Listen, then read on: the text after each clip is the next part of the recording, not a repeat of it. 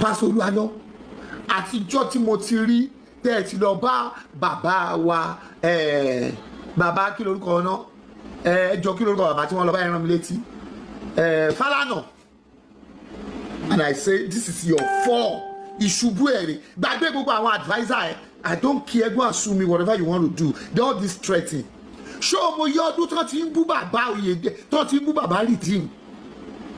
How many times lórí bàbá Oyèdépò kí ó lọ fi rí kó lọ fi lọ́sùn kó máa fi threaten èèyàn? It means iṣẹ́ ọwọ́ ẹ̀ ò mọ́. That is a simple question. Where is your wife? Where is your children? Simple arithmetic.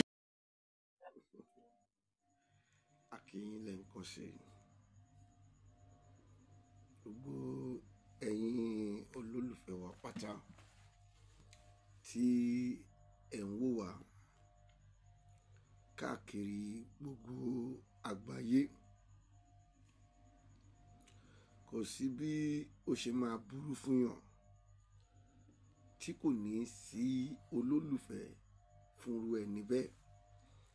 Gẹ́gẹ́ bí ọ̀rọ̀ ẹ̀yin àgbàlagbà, kò sí bó ṣe máa wá lè bó ṣe máa burú tó tí kò wá ní sí èèyàn kan tí ó máa dúró fún ènìyàn. Bí òkúròrò ṣe burú tó, ẹ̀yin bàbá wa ni mò ń bá sọ̀rọ̀ àti ẹ̀yin màmá wa, ẹ̀yin onílàákàyè ènìyàn tí mo máa ń sábà ń fi ọ̀rọ̀ mi ránṣẹ́ sí. Lójoojúmọ́ mo máa ń sọ wípé onílàákàyè ènìyàn nìkan ló lè understand mi. Bí òkúròrò ṣe wá burú tó, síbẹ̀ ó ṣì rí èèyàn kan tó dúró tì tọ́jọ́ máa ń sọ̀rọ̀ tí wọ́n sì jẹ́ ọ̀rẹ́.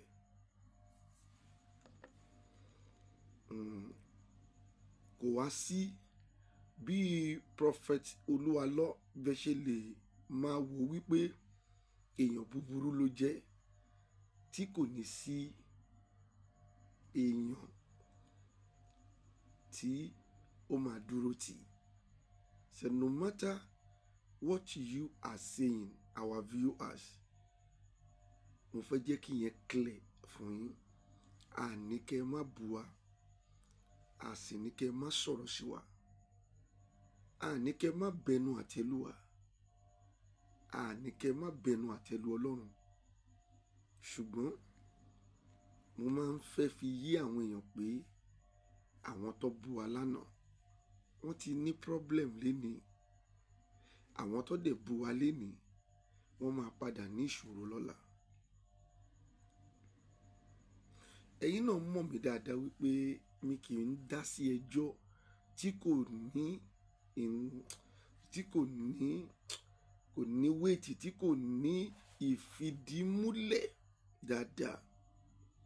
Gbogbo ọmọ Yorùbá tó ní làákàyè tó dẹ̀ mọ ọ̀rọ̀ gbọ́, mo fẹ́ jẹ́ kí ẹ tẹ́tí sí ohun tí mànú sọ. Mo dẹ̀ bẹ̀ gbogbo ẹ̀yin ọmọ Yorùbá wípé ẹ̀yin onílàákàyè èèyàn, nípa àwọn kan ní ta ló fẹ́ ṣíà fídíò, ta ló fẹ́ ṣíà fídíò idiot. Èmi ló ń pè ní idiot, but mi ò kò mátà. Ṣùgbọ́n àwọn tó sọ bẹ́ẹ̀ lánàá, ayé wọn ti bàjẹ́ lónìí. Àwọn tó dẹ̀ sọ bẹ́ẹ̀ náà lénìí, ó dá mi lójú pé ayé wọn máa bàjẹ́ lọ́la. Ṣọmọ Yorùbá onílàákàyè, ẹ bá mi gbọ́ kínní, kẹ wá là wá lóye. Mo dẹ̀ fẹ́ jẹ́ kí ẹ bá mi share fídíò yìí, mo bẹ̀ yín ni ẹ share fídíò yìí káwọn èèyàn lè kọ́gbọ́n nínú ẹ̀. Ó sì ń dàbí ẹni wípé àwọn èèyàn mọ̀ wípé òfin wà nínú ìlú yìí. Wọ́n ti take internet for granted. Pẹ̀lú bí mànú tí mo fẹ́ play fídíò ẹ̀ yìí ṣe sọ̀rọ̀ o, wọ́n ti take internet as a place táwọn lè ti bú èèyàn, táwọn lè ti sọ̀rọ̀ séèyàn, táwọn lè ti yẹ̀yẹ́ èèyàn. With the way this man is talking, ohun tí mo rí nìyẹn o. Màá ṣẹ̀ṣẹ̀ wá sọ̀rọ̀ lé lórí. Ẹ bá mi gbọ́, mo ń bọ̀. Ẹ bá mi gbọ́ yìí. èyí yà mí lẹ́nu pé ṣé àwọn èèyàn tí wọ́n ń ṣe gbogbo nǹkan yìí ṣé kò wá sí làákàyè lórí wọn ni.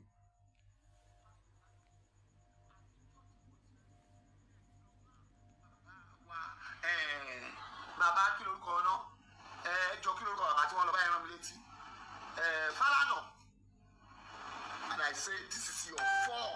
Ìṣubú ẹ̀rìn gbàgbé gbogbo àwọn adviser ẹ̀ I don't care, go and sue me whatever you want to do. They all this threatening. Ṣé ọmọ yọ ọdún tó ti ń bú bàbá Oyèdè tó ti ń bú bàbá Redeem? How many times lórí bàbá Oyèdèpò kí ó lọ fi rí kó lọ fi lọ́sùn kó máa fi threatening èèyàn? It means iṣẹ́ ọwọ́ ẹ̀ ò mọ́. That is a simple question. Where is your wife? Where is your children? Simple arithmetic. Jẹ́ kí n tó plé ẹ̀ lẹ́ẹ̀kan sí. Àtijọ́ tí mo ti rí tẹ́ ẹ ti lọ bá bàbá wa bàbá kí lorúkọ náà ẹjọ́ kí lorúkọ bàbá tí wọ́n lọ bá ẹran mi létí Fálànà, and I say this is your fall. Ìṣubú ẹ̀rìn gbàgbé gbogbo àwọn adviser ẹ̀ I don't care, go and sue me whatever you want to do. They all this threatening. Ṣé ọmọ yọ ọdún tó ti ń bú bàbá Oyèdè tó ti ń bú bàbá Redeem? How many times lórí bàbá Oyèdèpò kí ó lọ fi rí kó lọ fi lọ́sùn kó máa fi threatening èèyàn? It means iṣẹ́ ọwọ́ ẹ̀ ò mọ́. That is a simple question. Where is your wife? Where is your children? Simple arithmetic. Ṣé ohun tí ó ṣì ń bà mí lọ́kàn jẹ́ náà ni pé àwọn èèyàn yóò mọ̀ wípé òfin wà.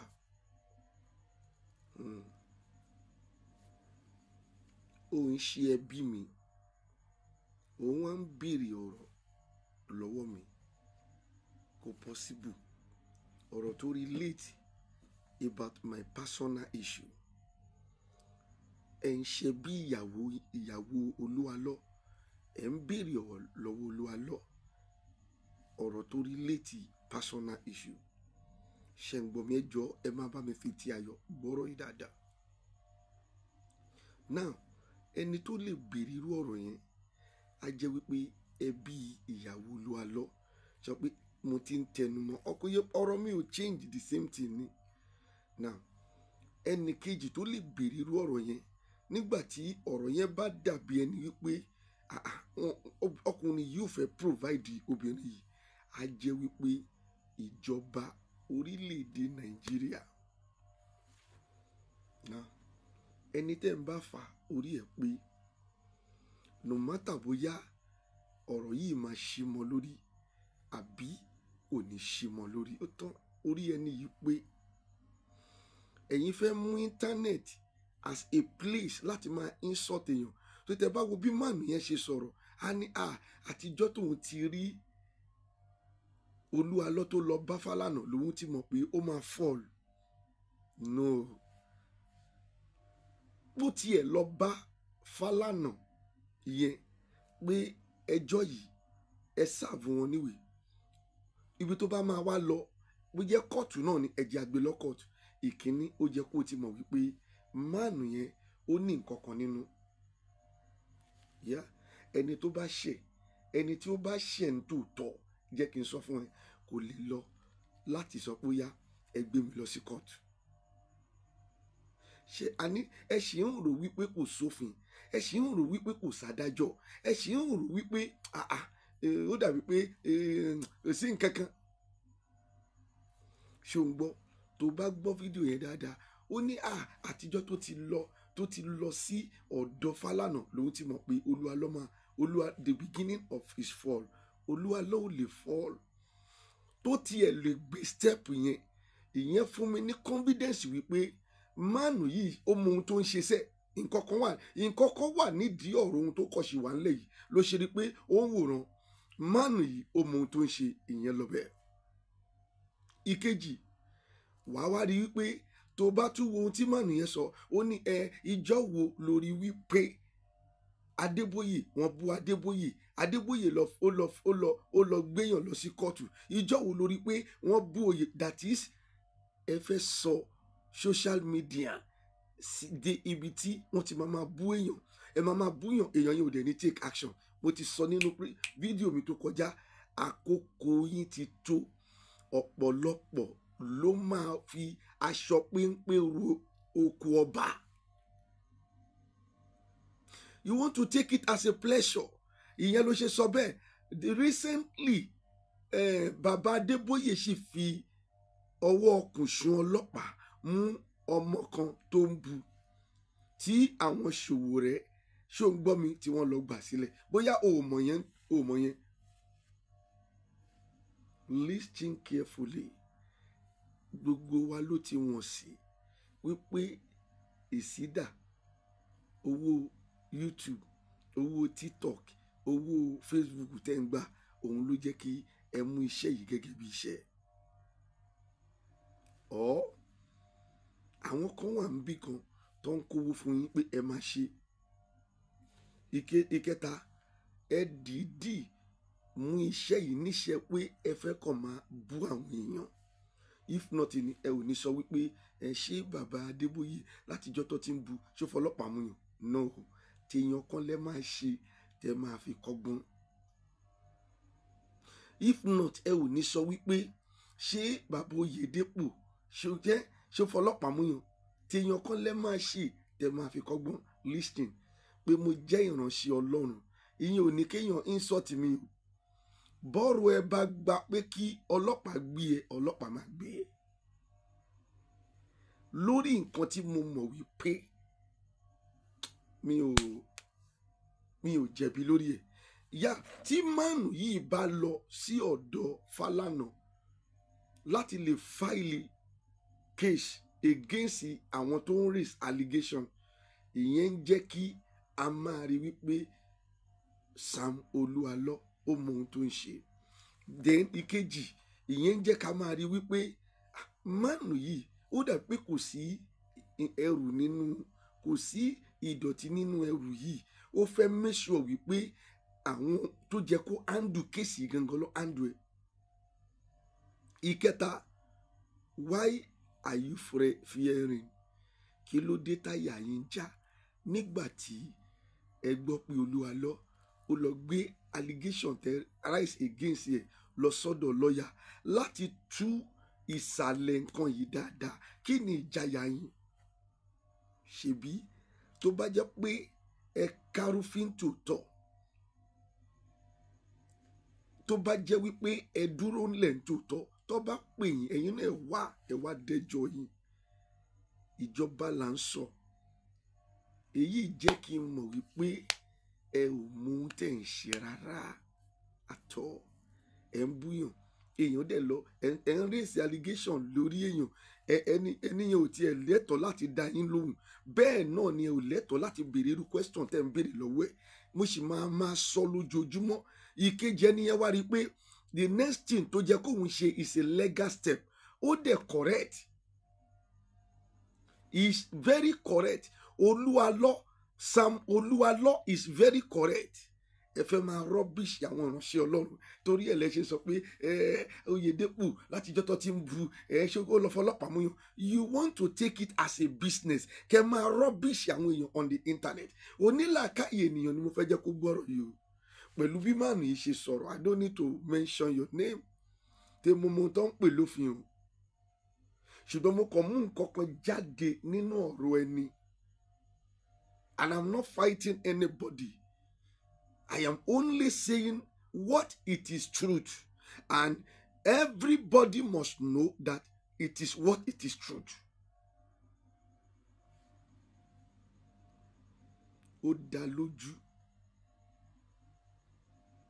ló ṣe lọ láti lè lọ file case lọ́dọ̀ àwọn tó mọ òfin nípa ohun tẹ́yìn èèyàn yìí ń ṣe. Ó dá lójú, inú mi dẹ̀ dùn. Màá wá tún fi àkókò yìí sọ fún bàbá Olúalọ́ wípé kó jọ kò gbọ́ tó mọ̀ mọ̀ pé wọ́n ti máa pè lẹ́yìn. Ṣé bí pásítọ̀ ṣe ń ṣe ni irọ́ ló ń pa fún ẹ o, irọ́ ni o. Wọ́n kàn fẹ́ máa fi ẹ gba star lórí íńtánẹ́ẹ̀tì ni. Ẹ jẹ́ kí Fálànà túṣu dé kòkò.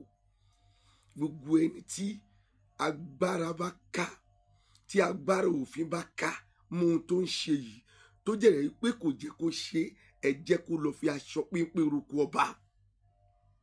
Ẹ ò gbọ́dọ̀ gbà. ibì kan ló ti máa ṣe tó fi máa rí ẹ̀wọ̀n iṣẹ́ tí gbogbo wọn máa fi hands down. ẹ lọ ṣiṣẹ́, ẹ lọ wáṣẹ́ ṣe, ẹ fọlọ́pàá sílẹ̀ ní iṣẹ́ tó jẹ́ kọ́lọ́pàá ṣe. ìyẹn ni mo sì tún máa tún kọ ìwé mi. wọ́n ti dá mi lóhùn o, ṣùgbọ́n wọ́n ń rìvíìlì ẹ̀ lọ́wọ́ commissioner of police. mo sì tún máa tún kọ ànádá ìwé fún wọn lẹ́sẹ̀ láìpẹ́ yìí. kí ló dé? ẹ wá sọ íńtánẹ́ẹ̀tì di business.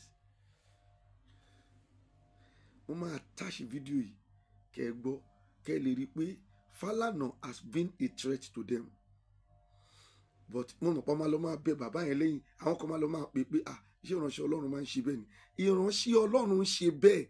má jẹ́ kí Olúwalọ Sam Olúwalọ, má jẹ́ kí àwọn tí wọ́n ń sọ̀tì Ọlọ́run láti ara ẹ̀, má jẹ́ kí wọ́n lọ lásán láì fi aṣọ péńpé roko ọba. that is my advice to you. ta ló wá fẹ́ discipline wọn?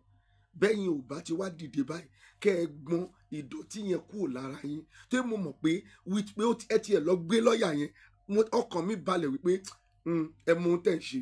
bẹ́ẹ̀ ni Olúwalọ, ọkàn mi balẹ̀ lórí ẹ̀.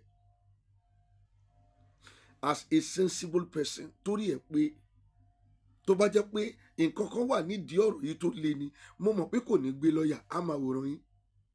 ṣùgbọ́n mo rí i pé nǹkan kan ò sí nídìí ọ̀rọ̀ yìí tó le, ṣùgbọ́n ó ní láti take legal step. so therefore I need record for the future purpose. You have no right, you calling Olúwalọ, where is his wife and where is Olúwalọ children? You have no right. Olúwalọ ló ní ọmọ ẹ̀, Olúwalọ ló ní ìyàwó ẹ̀, ṣùgbọ́n àwọn ẹbí ẹ̀ ó ní right láti béèrè lọ́wọ́ Olúwalọ pé ibo lọ́mọ àwọn wà. tí Olúwalọ bá wà reluctant àti fi ọmọ wọn wọ̀n, àṣẹ wà, òfin wà lórí lédè yìí kí àwọn ẹbí ìyàwó Olúwalọ kó lọ sọ fún ìjọba. dẹ́ni ìjọba máa pè wọ́n, kí lẹ̀ ń gbà bẹ́ẹ̀ nígbàgbọ́ tí tẹ́ ẹ bá jẹ́ pé kì í ṣe pé ẹ̀ ń fi íńtánẹ́ẹ̀tì pa owó. ìyẹn ló ṣe rí pé nígbà tí wọ́n gbé Falana dé sí, gbogbo yín bẹ̀rẹ̀ sí sọ pé ṣé wòlíì Ọlọ́run ló lọ complain, ló lọ pe Falana. wòlíì Ọlọ́run ni. gbogbo yín pátá lẹ máa fi aṣọ péńpé, lẹ máa fi roko ọba pẹ̀lú àṣẹ Ọlọ́run. God bless you. bá mi share fídíò yìí. tó pé àwọn kan ti sọ pé àwọn ò ní share fídíò wa, ṣe nǹkan tá à ń sọ lọ́pọlọ. they are antichrist. Antichrist ò nídìí láti bẹ́ mi share. ìwọ tó rí i pé ohun tí mò ń sọ yìí ọpọlọ wà ń bẹ, ìwọ ni kò share fídíò. God bless you. mo appreciate yín. orúkọ tèmi ò yí padà, Baba Confirm JP náà ni.